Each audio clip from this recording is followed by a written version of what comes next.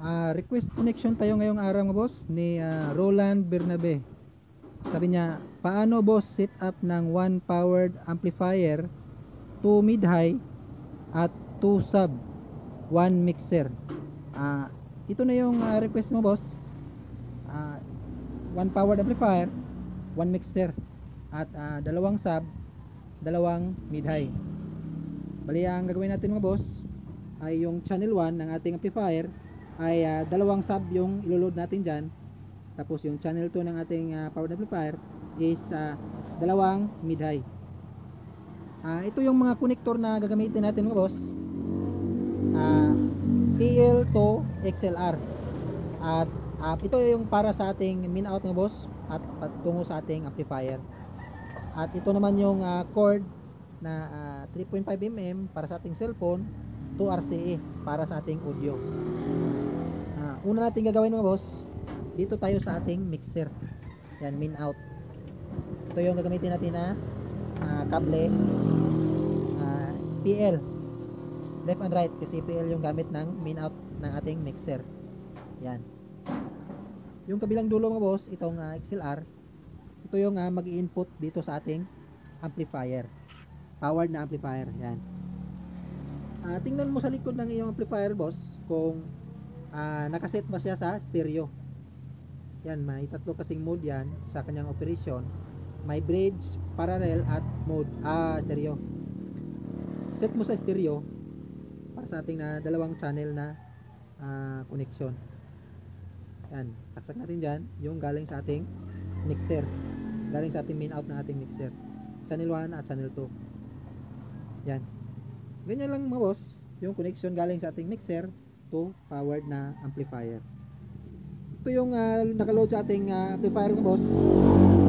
Itong speak on na ito yung dalawang MCB na nakaparallel na connection. At itong channel 2, ito yung sa mid-high natin na bullet, naka-parallel connection din, dalawang mid-high bullet. At ito yung kable mga boss na galing sa ating cellphone, 3.5mm to XLR. Yan, saksak natin dito mga boss. Ginamitan ko ng mono jack plug mga boss. Sinaksak ko siya sa channel 1 at channel 2 ng ating mixer. Yan. Ito yung left and right mga boss, left and right, na sinaksak ko sa channel 1 at channel 2 ng ating mixer. Yan, i-test natin yung ating ginawang connection mga boss. Balik tayo dito sa harap ng ating mixer at amplifier. Yan, nakauna yung ating amplifier mga boss. Una nating i-check mga boss ay dito tayo sa ating sub. Ito yung cellphone natin. Yan, ito na yung ating audio source. Buksan natin yung volume kasi ito yung channel 1. Dito natin ilagay yung sub natin. Yan, buksan natin dyan, lagyan natin sa 11 o'clock. At buksan na rin pala natin yung ating channel 2 mga boss sa ating mid-high para diretso na.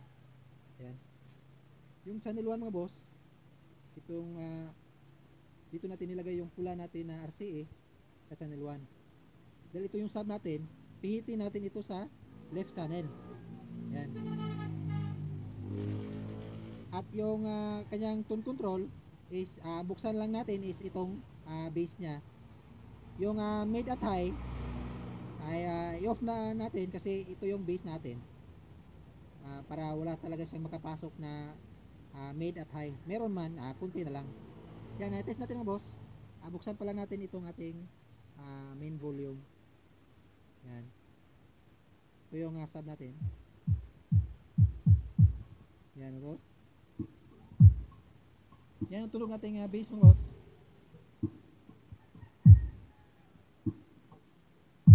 Yan, dito mga boss, ito yung adjustment ng ating base, lakas ng ating base. Gusto nyo dagdagan, yan siya. Yan,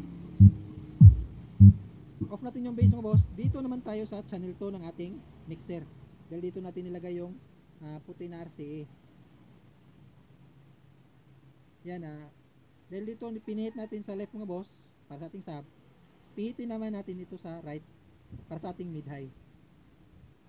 Yan. Dahil ito ay mid high, off natin yung base nya. Ang buksan lang natin ito yung mid at high lang.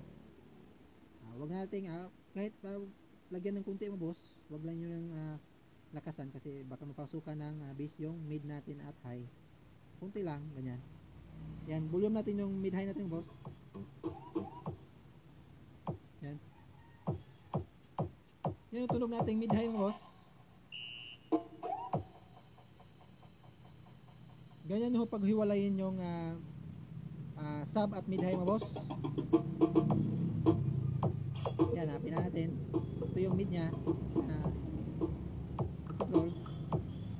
Yan, pagsabayin natin yung dalawa mga boss. Yung sub nya.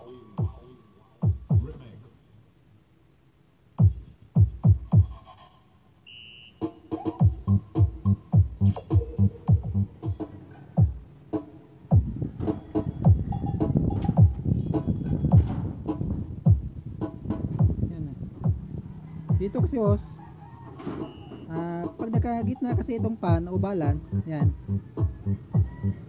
patilin itong sub, kunwari patayin natin itong sub, pag nakagitna kasi ito, kahit patayin natin itong naka-off yung base nya, is meron pa ring pumapasok na base pag nakagitna siya. Hindi katulad ng naka-full na right, yan, wala talaga siyang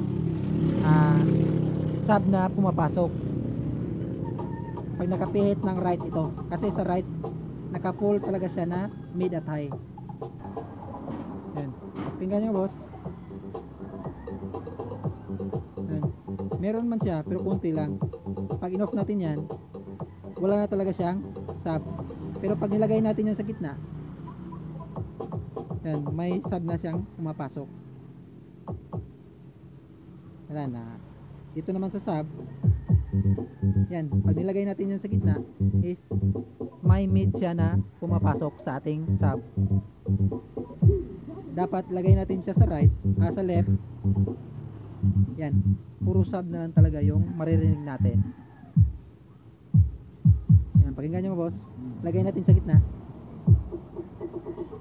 Yan, may mid siya at high na pumapasok pag nakagitna. Lalong-lalo na pihitin natin sa right, lalo na puro right. Yan. Puro nagiging mid at high na siya. Yung left kasi natin is para sa sub at yung right is para sa mid high. Kaya pipihitin natin ito sa left para puro sub lang talaga. Yan, puro sub lang yung maririnig natin.